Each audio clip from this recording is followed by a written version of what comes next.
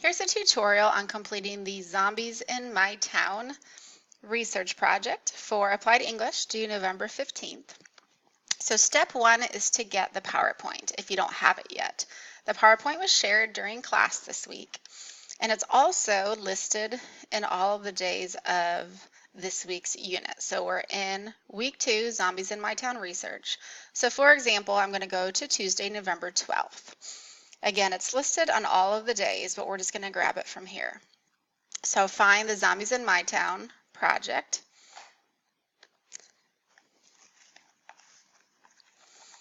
And when you get to the PowerPoint, you can't type in it right in here because it's still in your course page. So you're going to have to click one of the download buttons. There's 2 of them.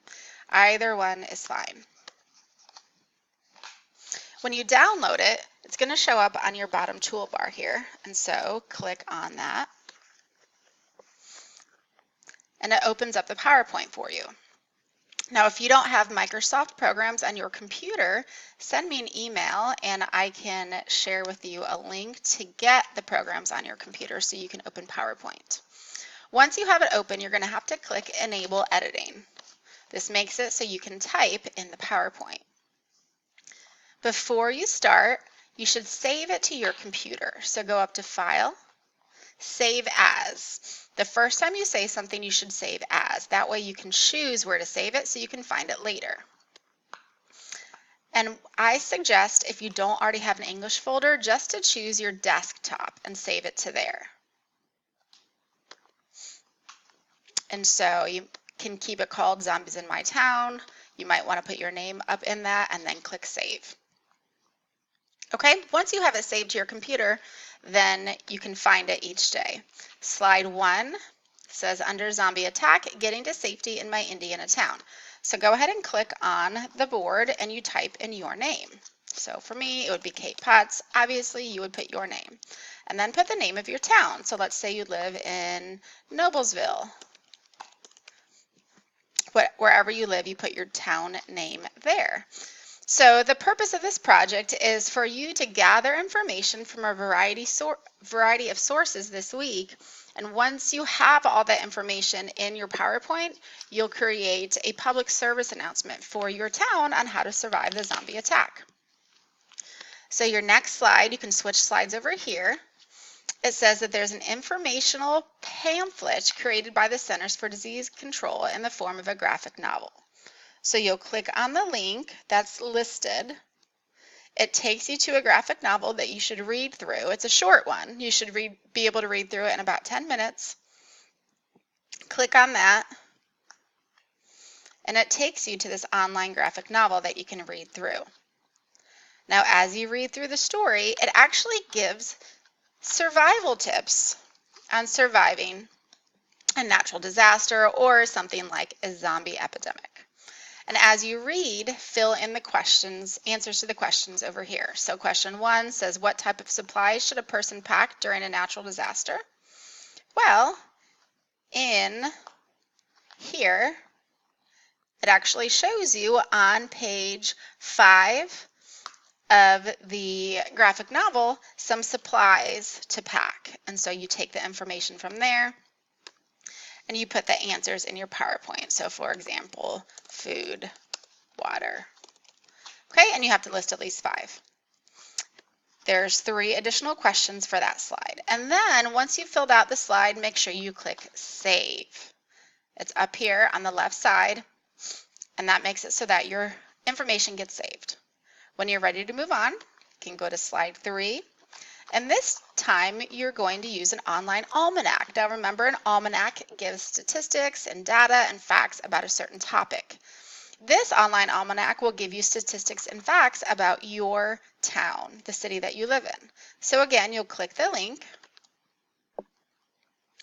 You type in the name of your town. So again, let's say you live this time in Westfield, Indiana. As you type, there'll be some options that pop up. Make sure you choose the option that's listed in Indiana. It will load for you.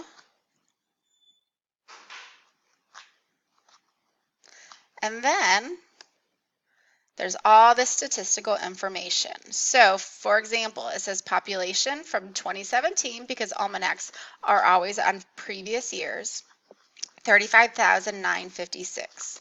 So you pull up your PowerPoint, you type in 35,956, because that's the first question. What's the population of your town? You use that same page to find answers to the rest of the questions on here. Once you've completed that page, click Save, and then move on to slide 4. This gives you an online atlas. An atlas is a book of maps, and so this is an online atlas. So you click on the link,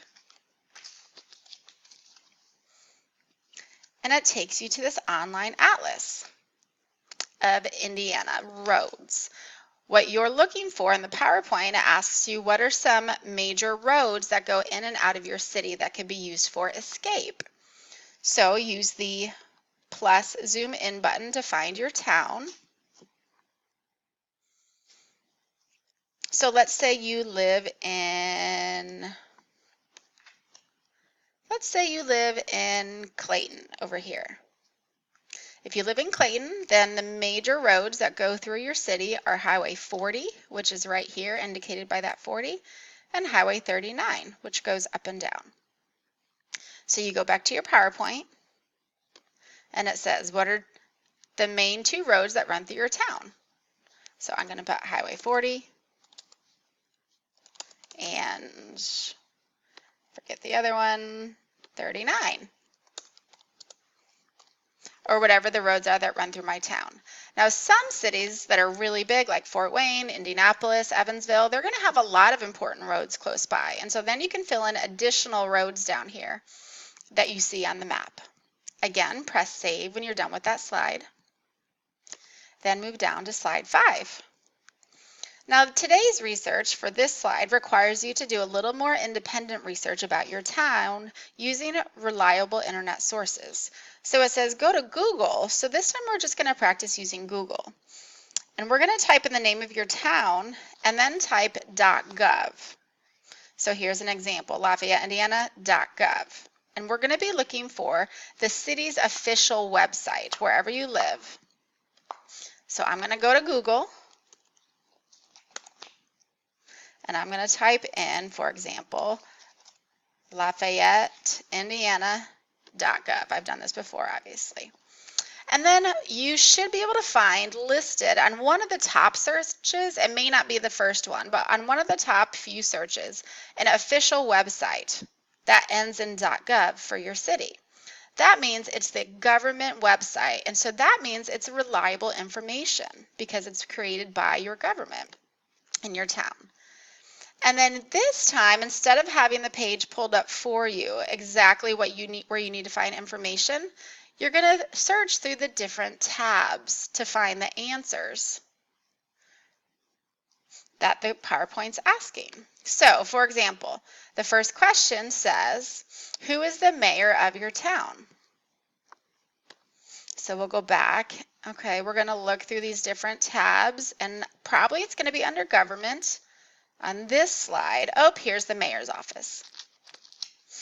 On your city's website, it will look a little bit different. So you're going to have to use your research skills to find the correct information. So for me, for Lafayette, if that's what I'm searching, I'm going to say, okay, that's the name of the mayor, Mr. Tony Rosowski. And I'm going to go back to my slide. And I'm going to include that information here. And then I move on to questions 2, 3, 4, and 5. This is the most independent PowerPoint slide where you do have to do some searching on your own. And once you're done with all of those slides, make sure you click Save. And then you're going to synthesize the information. You're going to bring it all together. So slide 6 says, time to bring all of your research together. On the next slide, make a public service announcement poster for your town, giving information on what to do now that they're under zombie attack in your town. Your poster should include a list of supplies to gather in a bag, which remember, you can get that information from slide 2. The name of a large building in your town to go to for safety. You should get that information from slide 5. the name of a major road to access to get out of town. You should be able to find that information on slide 4. The name of the town's mayor and or police chief. That information's on slide 5. A map, picture, or graphic that relates. So any picture or graphic that relates to your town or getting to safety in your town. Most likely, you can find that information on the city's website, the .gov website. And then at least one additional tip specific to your town to survive the zombie attack. It might be public transportation information, waterways, emergency services access, etc. So that's where you think outside the box a little and think, what additional information that I found about my town could be useful? And then there's a sample on slide 8 for you to look at before you do your slide on slide 7. So here's slide 7. That's blank for your project. And slide 8 gives a sample project. So notice it doesn't have to be super involved, but it says, attention residents of Tinytown, Indiana. Of course, you'd put the name of your town instead. Follow these instructions to survive the zombie attack. And then I've listed supplies to pack, and then where to go for safety, who to contact for safety, additional tips, and a map of the town so they know how to get to Tinytown Elementary, so they know how to get to the roads that I've mentioned. And this is a pretend cartoon map, and that's completely fine. We're just looking to put all of our information in one place.